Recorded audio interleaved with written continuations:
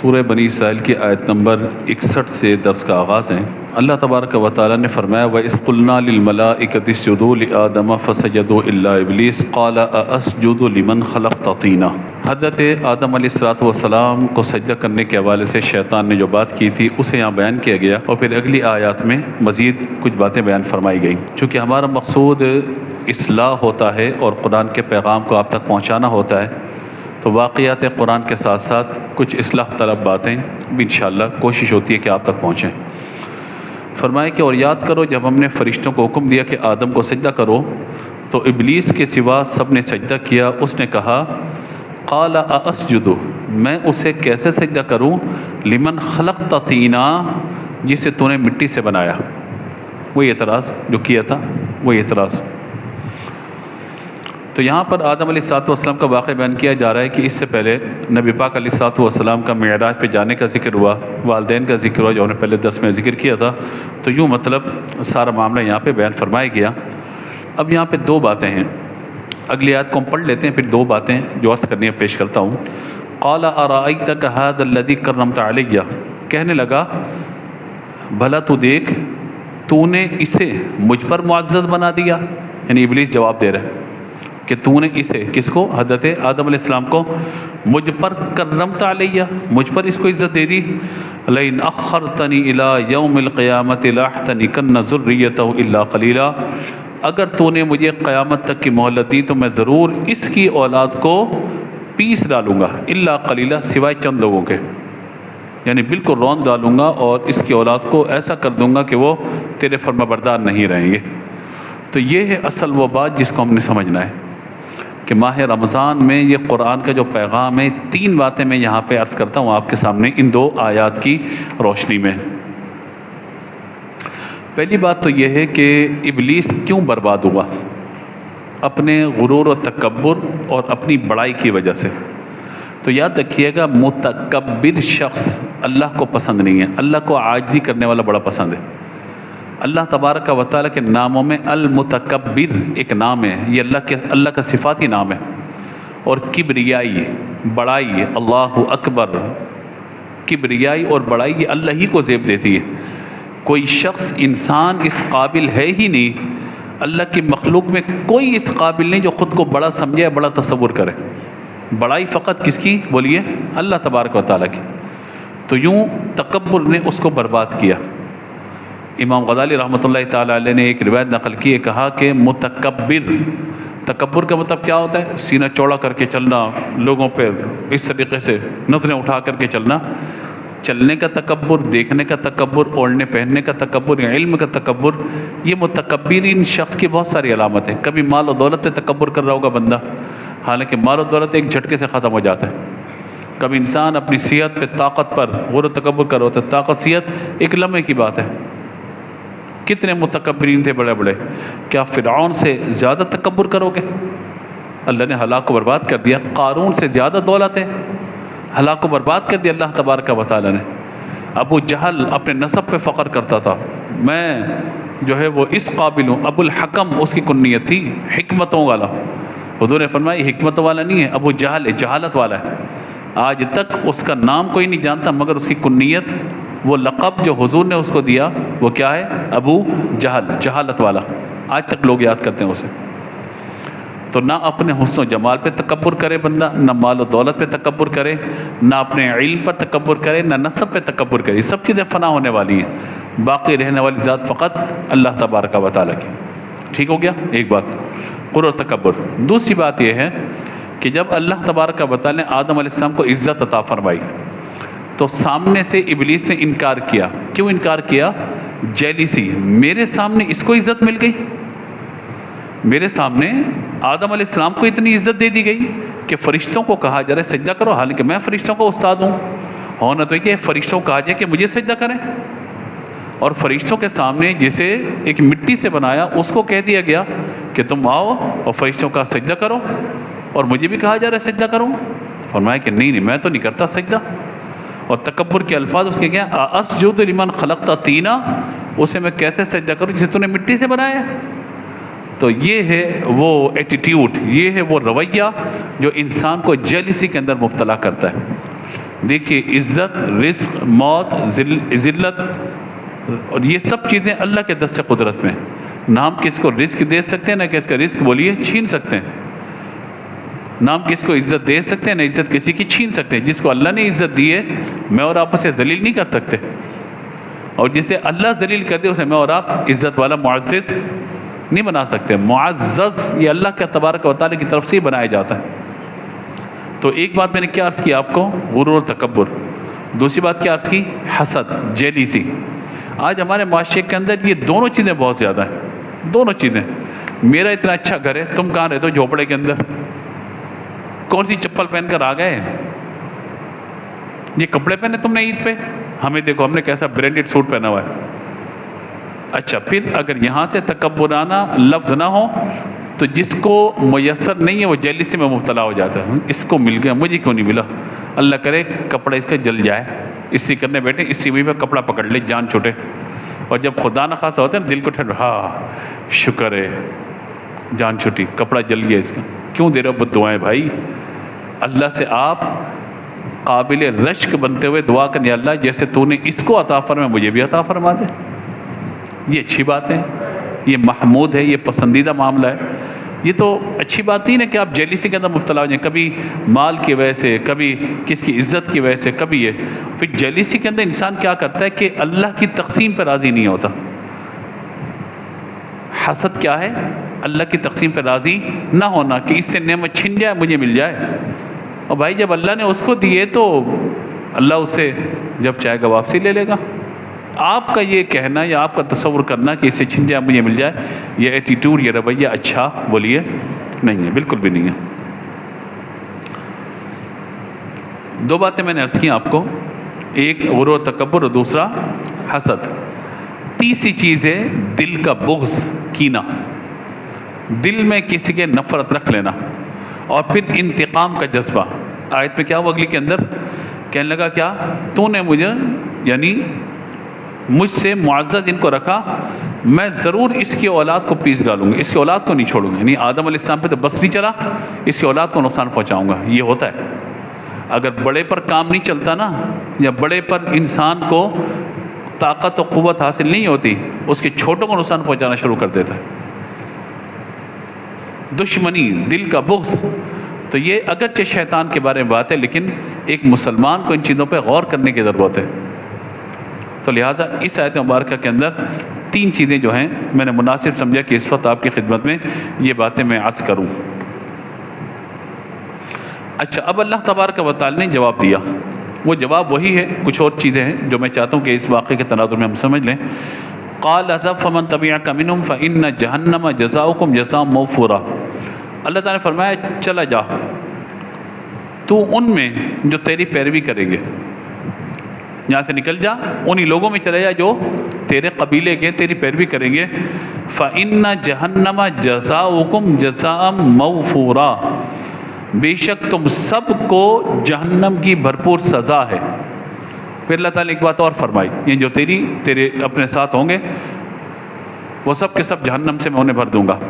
وَاسْتَفْزِزْ مَنِ اسْتَطَعْتَ مِنْهُم بِصَوْتِكَ وَأَجْلِبْ عَلَيْهِمْ بِخَيْلِكَ وَرَجِلِكَ وَشَارِكْهُمْ فِي الْأَمْوَالِ وَالْأَوْلَادِ وَعِدْهُمْ وَمَا يَعِدُهُمُ الشَّيْطَانُ إِلَّا غُرُورًا. اب اس آیت کو آپ نے توجہ سے سننا ہے. یہ میں سمجھتا ہوں کہ اگر آپ کو میں عرض کروں کہ چند آیات جو میں نے دیکھی ان میں سے یہ آیت تھی جو میں نے مناسب سمجھا کہ درس کا آج یعنی اس عنوان کو اپنے درس کے اندر شامل کیا جائے. اب دیکھیے اللہ تعالیٰ نے فرمایا جا وَاسْتَفْزِزْ مَنِ اسْتَطَعْتَ مِنْهُم بِصَوْتِكَ، اپنی آواز سے جسے بہکا سکتا ہے بہکا لے، آواز سے. وَأَجْلِبْ عَلَيْهِمْ بِخَيْلِكَ وَرَجِلِكَ، اور اپنے سواروں اور پیدل چلنے والے سے چڑھائی کر دے. وَشَارِكُمْ فِي الْأَمْوَالِ وَالْأَوْلَادِ وَعِدْهُمْ، اور مال اور اولاد میں تو ان کا شریک ہو جا اور ان سے وعدے کرتا رہے. وَمَا يَعِدُهُمُ الشَّيْطَانُ إِلَّا غُرُورًا، اور شیطان ان سے دھوکے ہی کا وعدہ کرتا ہے. یعنی کبھی کسی آواز میں بہکائے گا، کبھی کسی انداز میں، اور شیطان کو پتہ ہے کہ کس سے کس طرح بہکنا ہے. وہ عالم کو عالم کے اعتبار سے بہکائے گا، جاہل کو جاہل کے اعتبار سے، تاجر کو تجارت کے اعتبار سے، ٹھیک ہے، انویسٹر کو انویسٹر کے اعتبار سے، نوکری پیشہ کو اس اعتبار سے، بچے کو بچوں کے اعتبار سے، بڑوں کو بڑوں کے اعتبار سے، مرد کو مرد کے اعتبار سے، عورت کو عورت کے اعتبار سے۔ تو یوں اللہ تبارک تعالیٰ نے فرمایا کہ جا تو آواز بھی لگا لے، تیرے پیادے اور سوار ان سب کو تو لے کر چلے جا، جو تو نے کوشش کرنی ہے کر لے، جا۔ اب دیکھیں نا کتنی بڑی بات ہے، اللہ نے فرمایا جا تو کوشش کر۔ ان عبادی لیس لک علیہم سلطان، یہ ہے اب اصل آیت مبارکہ، جو میرے بندے ہیں نا تو ان کا کچھ نہیں بگاڑ سکے گا۔ وکفا بربک وکیلا، اور تیرا رب کافی کارساز ہے ان کے لیے۔ کیا مطلب ہو گیا؟ تو لاکھ کوشش کر لے، لیکن جو میرے بندے ہیں نا، جو ایمان لے کر آئے، میرے نبی کی فرمانبرداری کریں گے، اور جو تیرے راستے پر نہیں چلیں گے، تو کوشش لاکھ کر لے گا، مگر میں ان کا وکیل و کارساز ہو گیا ہوں، میں ان کی وکالت کرنے والا ہوں، وہ تیرے قابو میں بولیے نہیں آئیں گے۔ اب ہم نے یہاں فیصلہ کرنا ہے، ہم شیطان کے بندے کے رحمان کے بندے۔ یہ ہے درس اصل آج۔ شیطان نا بڑا مکار ہے، پہلے گناہ کرواتا ہے، نافرمانی کرواتا ہے، پھر کہتا ہے میرا تمہارا کوئی تعلق تھوڑی ہے۔ بنی اسرائیل کے لوگوں کا ایک واقعہ بیان کیا گیا، پھر میں آیت پڑھ دیتا ہوں اگلی، جس تناظر میں واقعہ بیان فرمایا گیا۔ کمثل الشیطان اذ قال للانسان اکفر، شیطان کی مثال یہ، وہ کہتے ہیں انسان کو تو کفر کر لے۔ اچھا شیطان نے گناہ کروانے نا، نافرمانی کروانی ہے، گناہ اور نافرمانی کو بڑھاتا رہے گا یہاں تک انسان کو کفر تک لے کے چلا جائے گا، کیونکہ مسلمان بالآخر توبہ کر لے گا اور اللہ تبارک و تعالیٰ اس کی توبہ کو قبول فرمانے والا ہے۔ مسلمان کبھی بھی اللہ کے سامنے باغی بن کے کھڑا نہیں ہوتا، عاجز بن کے کھڑا ہوتا ہے، یا اللہ مجھ سے خطا ہوگی، گناہ ہوگی، معاف کر دے یا اللہ۔ ایسا ہی ہوتا ہے نا، جیسے شب جمعہ آ گئی، جمعہ کے دن آ گیا، رمضان آ گیا، بڑی راتیں آ گئیں، کبھی بھی انسان پر کیفیت طاری ہو جاتی ہے، ایک دم سے جسم کے بال رونگٹے کھڑے ہونے لگ جاتے، کب کپانے بندے، یا اللہ ہو گیا مجھ سے خطا، تو معاف کر دے، اب نہیں کروں گا۔ سچا ہو تو اللہ تبارک و تعالیٰ معاف فرما دیتے، اللہ ہمیں گناہوں سے محفوظ فرمائے۔ تو شیطان کی مثال دیکھیے، کمثل الشیطان اذ قال للانسان اکفر، کہ شیطان انسان کو کیا کہتا ہے، تو کیا کر، کفر کر۔ فلما کفر، اور جب وہ کفر کر لیتا ہے، کہتا ہے قال انی بریء منک، تیرا میرا کوئی تعلق نہیں ہے۔ کیوں؟ اسے پتہ ہے کفر کے لیے جہنم میں جائے گا، اور یہ کہ مجھے شیطان نے بے کہ نہیں، میرا تیرا کوئی تعلق نہیں۔ کیوں تعلق نہیں ہے؟ کیوں نہیں ہے؟ اگلی بات سنیے ذرا۔ فلما کفر قال انی بریء منک انی اخاف اللہ رب العالمین، میں تو عالمین کے رب سے، اللہ سے بہت زیادہ ڈرنے والا ہوں۔ بھائی تیرا میرا کوئی تعلق نہیں ہے۔ شیطان کے بارے میں اس کی مثال دی گئی، واقعہ ذکر کیا گیا، واقعہ سنا دیتا ہوں آپ کو مختصراً۔ فرمایا کہ ایک شخص بنی اسرائیل میں بڑا عابد و زاہد، دروازہ بند، اپنے حجرے میں عبادت کرنے والا۔ 3 بھائی تھے، وہ جہاد پہ جانے کے ارادہ رکھتے تھے، ایک ان کی بہن تھی۔ انہوں نے کہا کہ کس کے حوالے کریں، کیا کریں؟ تو اس راہب اور عابد کے پاس آئے، کہا کہ ہماری بہن ہے، ہم جہاد پہ جا رہے ہیں، اس کا خیال، اس نے کہا نہیں میں کیا خیال رکھوں گا بھائی، نہیں اس کو کس کے حوالے کر دو۔ انہوں نے کہا کہ نہیں بس آپ کر لیں، تو لجاجت منت وغیرہ کرتے ہوئے اس نے کہا ٹھیک ہے، اس کو کہو اپنے گھر کے دروازے سے باہر نہیں نکلے، میں اس کے گھر کے دروازے پر کھانا رکھ دیا کروں گا، دروازہ بجا دوں گا، وہ کھانا اٹھا لیا کرے، اور اس کے بعد کا دوبارہ جب کھانا دے رہا ہوں گا میں دروازے پہ دستک دوں، کھانا دے دوں گا، اور اس کو کہیے گا میرے دروازے پہ نہ آئے، اپنے کمرے سے باہر نہ نکلے۔ شرائط طے ہو گئی، ٹھیک ہے جی۔ کچھ دن یہ کھانا لے کے جاتا تھا، عابد دروازہ بجاتا تھا، کھانا لے لو یہ کہہ کے واپس آ جاتا تھا، پلٹ کے دیکھتا بھی نہیں تھا۔ کچھ دن بعد شیطان نے اس کے دل میں وسوسہ ڈالا کہ تو کھانا دروازے پہ رکھ کے آتا ہے، وہ دروازہ کھولتی ہے، کھانا اٹھاتی ہے، کسی اوباش، نہ پہلے یہ تھا کہ میرے دروازے پر آئے گی، میں اپنے گھر کے دروازے کے بعد کھانا رکھ دوں گا تو میرے دروازے سے آ کر وہ کھانا لے کر کے چلی جائے، میں یہاں سے اس کے دروازے پہ نہیں جاؤں گا۔ شروع میں وہ کھانا یہاں سے لے کے جانے لگی۔ اب اس عابد کے ذہن میں آئے کہ یہ اپنے کمرے سے نکلتی ہے، اپنے گھر سے، اور یہاں تک آتی ہے، کھانا اٹھا کے واپس لے کے جاتی ہے، کوئی اوباش کی نظر پڑ جائے، کوئی جو ہے وہ اوباش جو اس کو چھیڑے، تنگ کرے، پریشان کرے اس کو، تو میں نے ذمہ داری لی اس کی عزت کے تحفظ کی. تو اسے کہا کہ تم اپنے گھر میں رہنا، میں کھانا تمہارے دروازے پر رکھوں گا اور دروازہ بجا دیا کروں گا. اب یہ پہلا اسٹیپ تھا شیطان کا نا، کہ اس کے دروازے تک جانا. یہ ہوا، یہ ہو گیا. اس کے بعد کچھ دن جو ہے وہ اس نے جو ہے یہ کیا.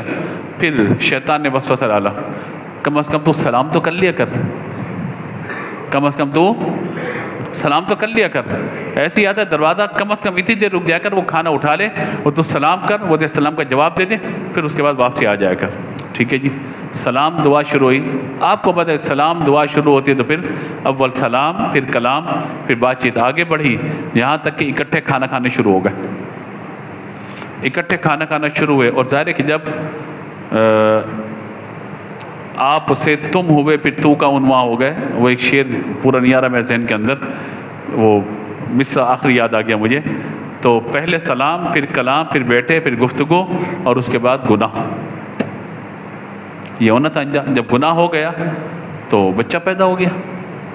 اب اس کو اپنی بدنامی کا خوف ہوا کہ اگر میں اس نے بتا دیا بھال لوگوں کو، یہ اس کے بھائی جب جہاد سے واپسی آئیں گے وہ کہیں گے کس کا بچہ ہے، تو میں تو بدنام ہو جاؤں گا. تو اب شیطان اس کے پاس انسانی شکل میں آیا.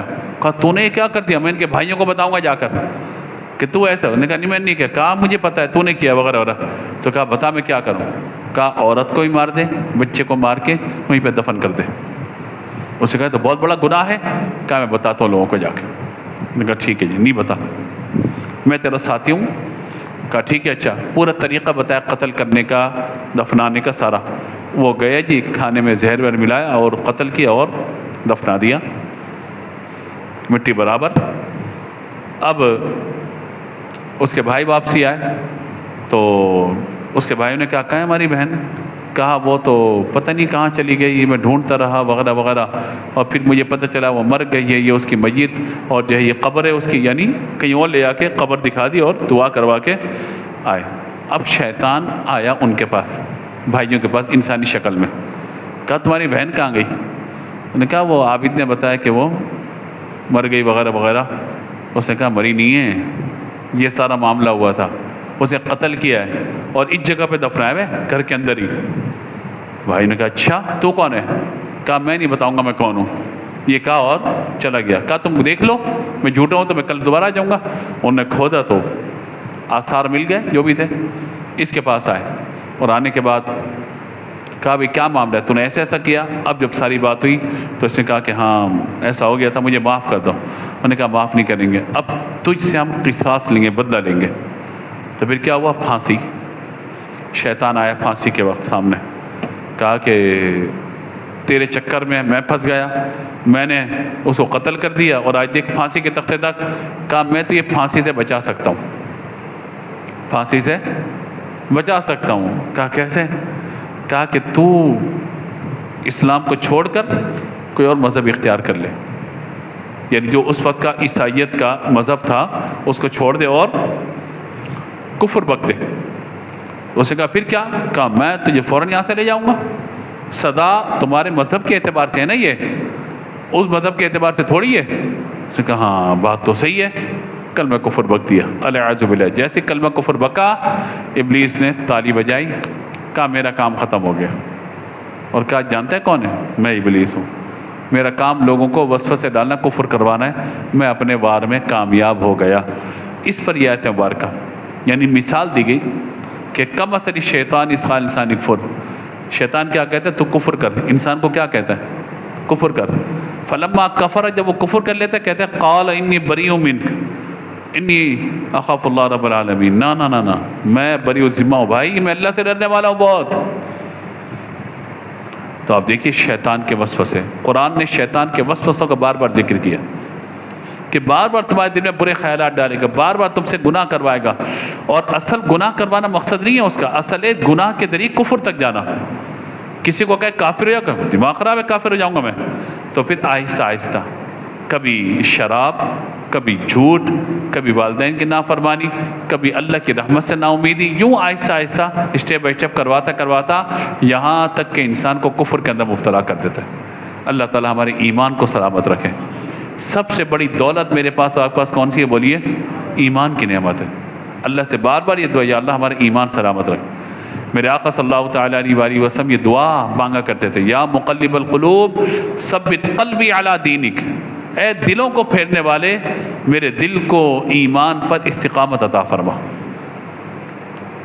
کیونکہ دل پھرتے رہتے ہیں، ایک خیال پھر دوسرا خیال تیسرا خیال، کبھی یہ کبھی کیفیت وہ، تو یا مقلب القلوب ثبت قلبی علی دینک، دین کے معاملے میں یا اللہ میرے دل کو ثابت قدم رکھ دے۔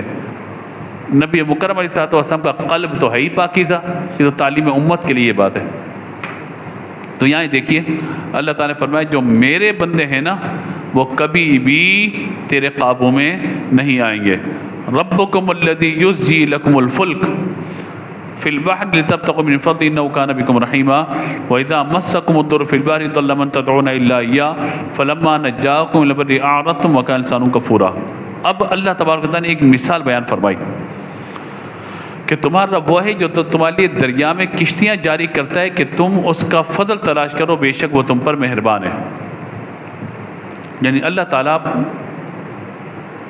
اپنے رب ہونے کے اعتبار سے جو انعامات و نعمتیں ہیں وہ بیان فرما رہے ہیں، اور فرمایا کہ جب تمہیں دریا میں مصیبت پہنچتی ہے تو اللہ کے سوا جن کی تمہیں عبادت کرتے ہو وہ سب گم ہو جاتے ہیں، پھر جب تمہیں خشکی کی طرف نجات دیتا ہے تو تم منہ پھیر لیتے ہو، وَكَانَ الْإِنسَانُ كَفُورًا، اور انسان بڑا ناشکرا ہے۔ مصیبت آتی ہے نا اللہ کی طرف رجوع، جب مصیبت ختم ہو جاتی ہے پھر بھول جاتا ہے انسان۔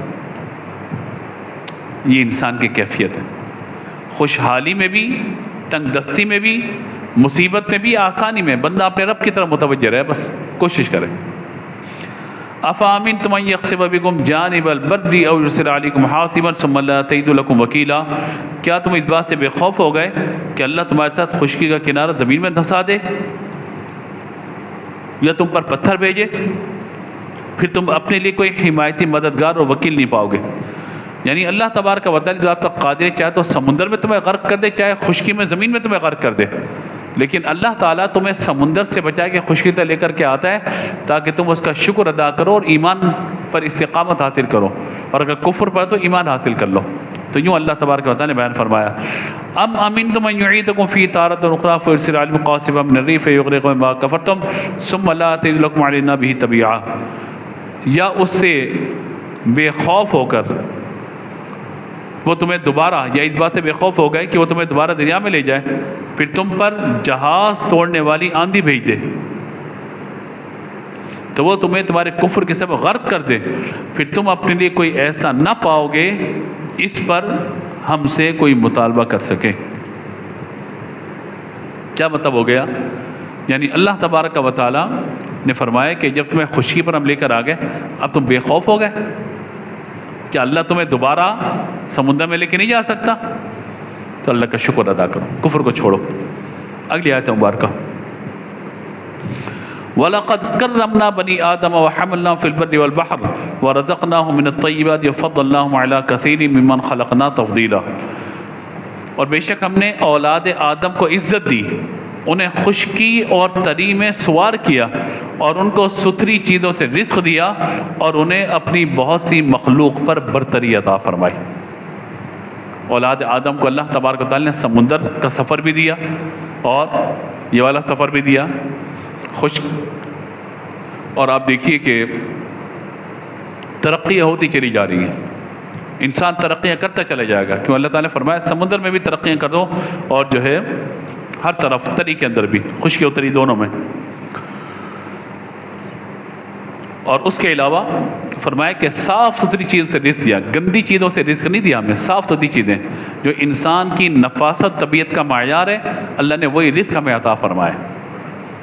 جس چیز کے اندر گندگی ہے، جیسے سور کو حرام کیا ہمارے لیے، حشرات الارض کو حرام کیا ہمارے لیے، بہت ساروں کو، درندوں کو حرام کیا، تو واقعی انسان کو اس کا گوشت کھاتے ہوئے گھن آتی ہے۔ تو جو چیزیں انسان پسند کرتا ہے وہی چیزیں اللہ تعالیٰ نے عطا فرمائی۔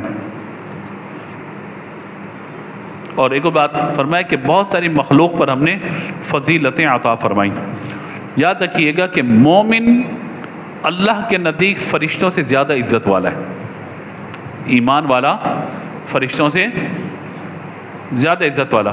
اس کی وجہ یہ کہ فرشتے اللہ کی بندگی پر مجبور ہیں، کیونکہ ان کی فطرت ہی یہی ہے، ان میں عقل نہیں ہے، ان میں عقل ہے شہوت نہیں ہے۔ جانوروں میں شہوت ہے مگر عقل نہیں ہے، آدمی میں شہوات بھی ہیں اور عقل بھی ہے۔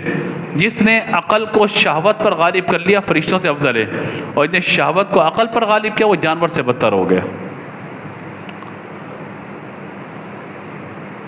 تو یہ بات بیان کی گئی۔ اب اگلی آیت مبارکہ میں انسان رہتا ہے، کسی کو اپنا بڑا بناتا ہے، مقتدا بناتا ہے، پیشوا بناتا ہے۔ اب یہاں دیکھیے، یوم ندعو کل اناس بامامہم فمن اوتی کتابہ بیمینہ فاولئک یقرؤون کتابہم ولا یظلمون فتیلا۔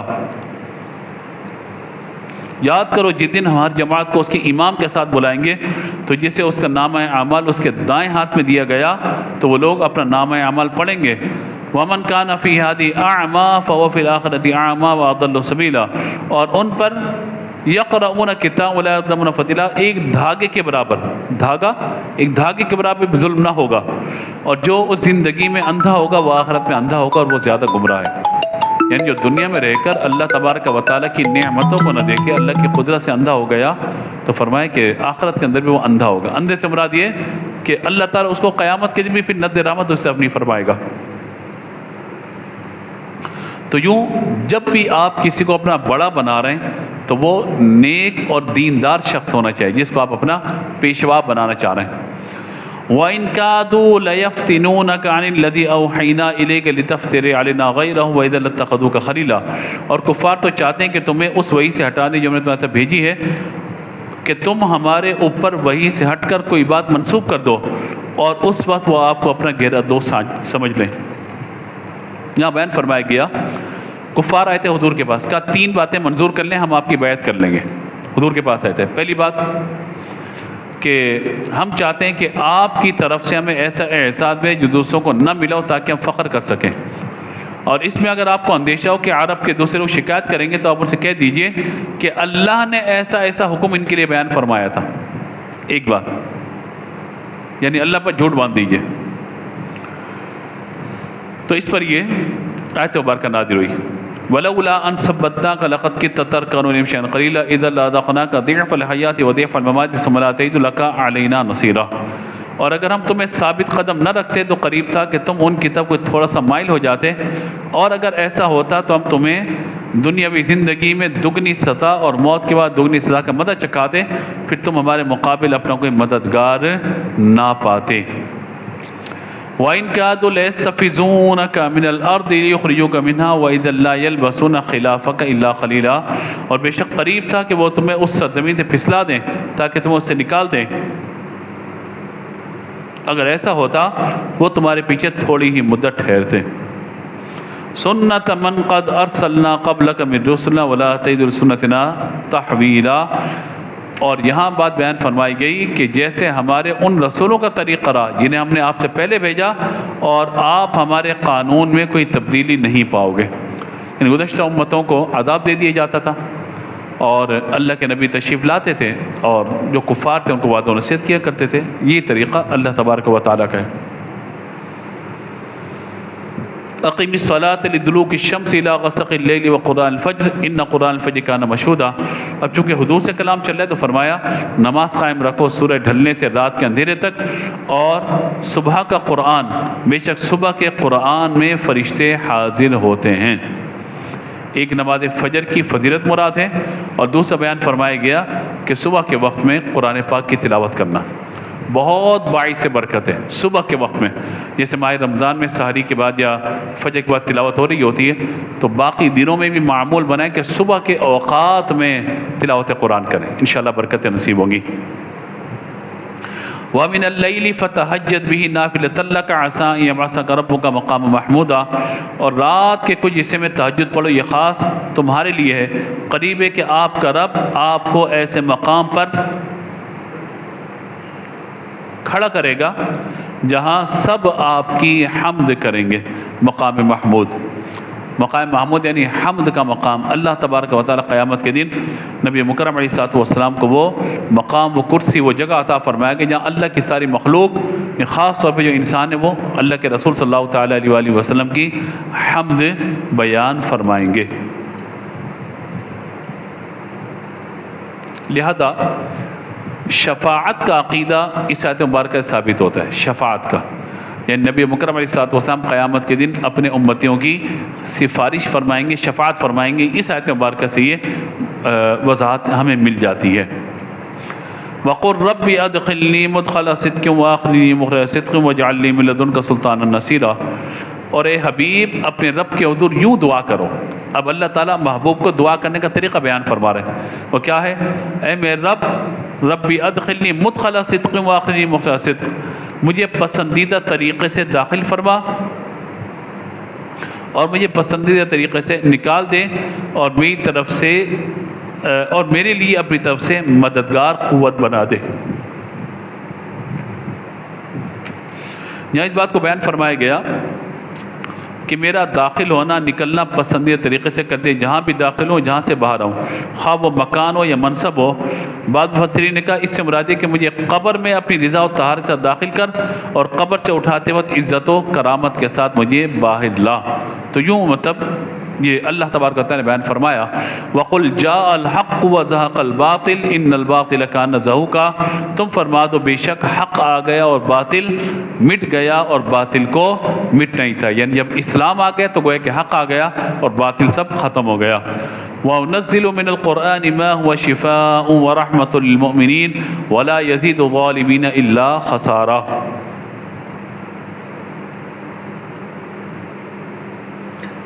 فرمایا کہ ہم نے قرآن میں وہ چیز اتاری جو ایمان والوں کے لیے شفا اور رحمت ہے، اور اس سے ظالموں کو خسارہ ہی بڑھ جاتا ہے۔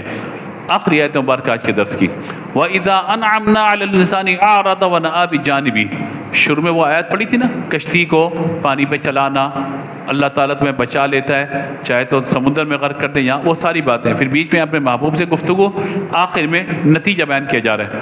وَإِذَا أَنْعَمْنَا عَلَى الْإِنسَانِ أَعْرَضَ وَنَأَىٰ بِجَانِبِهِ وَإِذَا مَسَّهُ الشَّرُّ كَانَ يَئُوسًا، اور جب ہم انسان پر احسان کرتے ہیں وہ منہ پھیر لیتا ہے اور اپنی طرف سے دور ہٹ جاتا ہے، اور جب اسے برائی پہنچتی ہے تو وہ مایوس ہو جاتا ہے۔ کافر کی حالت بتائی اور فرمایا کہ مسلمان کو ایسا نہیں کرنا چاہیے۔ قُلْ كُلٌّ يَعْمَلُ عَلَىٰ شَاكِلَتِهِ فَرَبُّكُمْ أَعْلَمُ بِمَنْ هُوَ أَهْدَىٰ سَبِيلًا، آپ فرما دیجئے سب لوگ اپنے اپنے اندازے پر کام کرتے ہیں، تمہارا رب اسے خوب جانتا ہے جو زیادہ ہدایت کے راستے پر قائم ہے۔ یعنی ہر ایک کی ایک فطرت ہے، کوئی اطاعت کتنی کرتا ہے، شکر کتنا بجا لاتا ہے، گناہ کتنے کرتا ہے، نافرمانی کتنی کرتا ہے، ہر ایک کی ایک کیلکولیشن، ایک اندازہ ہے۔ اور اللہ تبارک و تعالیٰ کا جو معاملہ ہے وہ لوگوں سے بہت اوپر ہے۔ اللہ تبارک و تعالیٰ سب جانتا ہے کہ کس بندے نے کتنی نیکی کی اور کتنی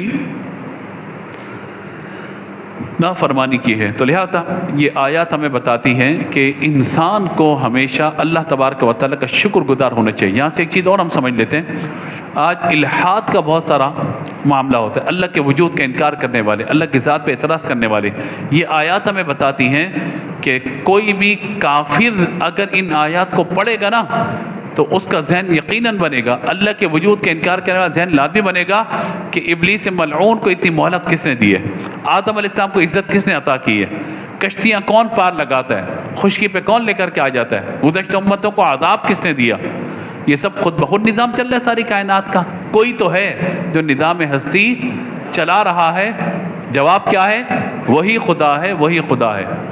دکھائی بھی جو نہ دے، نظر بھی جو آ رہا ہے وہی خدا ہے۔ نظر کیسے آ رہا ہے؟ قدرت اللہ تبارک و تعالیٰ کی۔ چاند نے جب نکلنا ہے تبھی نکلے گا، سورج نے جب نکلنا ہے تبھی نکلے گا۔ آپ سائنس کو دیکھیں کتنی ترقی کر چکی ہے، کبھی سائنس یعنی جو کیلکولیشن اللہ تبارک و تعالیٰ نے اس کائنات کے اندر مقرر فرمائی ہے، اس میں کیا ایک سیکنڈ ایک منٹ کا بھی فرق ہوتا ہے کبھی؟ آج سائنسدان کہتے ہیں کہ ہم اگلے 150 سال کا کیلنڈر بنا لیں گے۔ اوکے، کیسے بنا لیں گے؟ کہاں ہمیں معلوم ہے کہ سورج کی آمد کب ہے، یعنی طلوع کب ہے اور غروب کب ہے، اور چاند جو ہے وہ کب نکلے گا، کب غروب ہو جائے گا، ہمیں سب پتہ ہے۔ ہم نے کہا پتہ تو ہے، بتاؤ نظام چلا کون رہا ہے؟ نظام کون ہے جس کے حکم پہ سورج نکل آتا ہے؟ تم کر لو، پورا زور لگا لو، سورج کو روک کے دکھا دو، چاند کو روک کے دکھا دو، تو پھر کیا ہے؟ کوئی تو ہے جو نظام ہے، بولیے نا، کوئی تو ہے جو چلا رہا ہے، بولیے وہی خدا ہے، وہی خدا ہے۔ تو یہ اللہ تعالیٰ کے وجود کا انکار کرنے والے کبھی بھی اپنے دعووں کو ثابت نہیں کر سکتے۔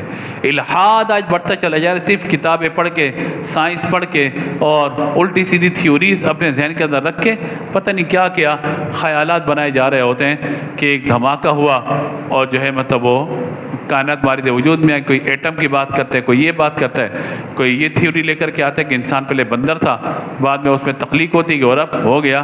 ہم کہتے ہیں چلو، آپ کہتے ہو کہ کائنات اتنے 1000 سالوں میں، مجھے بتائیں آپ کی جو ہے بھئی، آپ مثال کے طور پہ 1000 سال 2000 سال، ان 2000 سالوں میں کتنے انسان بندر بنے، کتنے بندر انسان بنے، یہ بتا دو آپ ہمیں۔ 1400 1450 سال تو میرے آقا علیہ الصلوۃ والسلام کو ہو گئے نا۔ ہم ان 1450 سالوں کی بات کرتے ہیں، 1450 سالوں کے اندر کون سا ایسا انسان ہے جس کی دم نکل گئی ہو؟ کون سا ایسا انسان ہے جس کے مطلب یہ سینگ نکل آئے ہوں؟ بھائی جب تخلیق کے معاملات چینج ہو رہے ہیں تو الہات کا جواب یوں ہی دیا جائے گا نا پھر۔ اور اگر انسان پہلے مانس تھا یا بندہ تھا، اس تھوری کو آپ اٹھا لیجئے تو اس کی دم کہاں چلی گئی بھائی؟ انسانوں کی طرح کیسے ہو گیا؟ ایک دم سے انسان بن گیا انسان۔ بس سمجھ میں آ رہی ہے؟ یہ صرف تصورات اور خیالات ہیں، باقی حقیقت سے ان چیزوں کا کوئی تعلق نہیں ہے۔ تو جو آیات آج ہم نے مطالعہ کی ہیں ان میں اس بات کو بخوبی بیان فرمایا گیا کہ انسان کو اللہ تبارک و تعالیٰ کے سامنے عاجزی کے ساتھ رہنا چاہیے، حسد نہیں کرنا چاہیے، لوگوں کے ساتھ تکبر نہیں کرنا چاہیے، دل میں بغض و حسد نہیں رکھنا چاہیے، ہمیشہ اللہ کا شکر گزار رہنا چاہیے، اور ہمیشہ جب بھی بیماری آئے، خدا نخواستہ آزمائش ہے، تو اللہ کا رجوع کرے، لیکن بیماری نہ ہو تب بھی کیا کرے؟ رجوع اللہ کا سلسلہ وہ جاری رکھے۔ اور وہ رجوع اللہ کیسے ہوگا؟ نماز، قرآن۔ اور آخری بات، شیطان چھوٹے چھوٹے گناہ پہلے کرواتا ہے، پہلے آپ کو کہے گا پہلی صف سے دور ہو جاؤ، پھر کہے گا دوسری صف میں نماز پڑھو، پھر آپ کو تھوڑا دور کر دے گا، پھر کہے گا نماز میں 15 منٹ باقی بعد میں جائیں گے، پھر کہے گا جماعت چل رہی ہوگی نا، پھر کہے گا چلو آج یار 4 نمازیں مسجد میں ہوں گی، ایک گھر میں پڑھ لیتا ہوں۔ یوں دور کرتے کرتے ایک وقت آئے گا کہ انسان کو اللہ اکبر اللہ اکبر اللہ اکبر، انسان کو ایمان سے نکال کے کفر میں داخل کر دیتا ہے، پھر کہتے ہیں کہ میرا کام تھوڑی ہے یہ تو تو نے خود کفر کیا، تو اپنی ذمہ داری وہ نہیں لیتا۔ تو ہمیں شیطان کو شیطان سمجھنا ہے۔ ان الشیطان لکم عدو فاتخذوه عدوا، کہ شیطان تمہارا دشمن ہے تو تم اسے دشمن جانو۔ جب دشمن سمجھیں گے تبھی تو دشمن سے بچیں گے، اور بچنے کا طریقہ بھی ہم بتا دیں گے، اعوذ باللہ من الشیطان الرجیم، بندہ اس کو کثرت کرے، انشاءاللہ شیطان کے وسوسے سے بچتا رہے گا۔ اللہ تبارک و تعالی ہمیں عمل کی توفیق عطا فرمائے۔ گفتگو میں کوئی غلطی ہوئی جو اللہ کی بارگاہ میں معافی کے طلبگار ہیں۔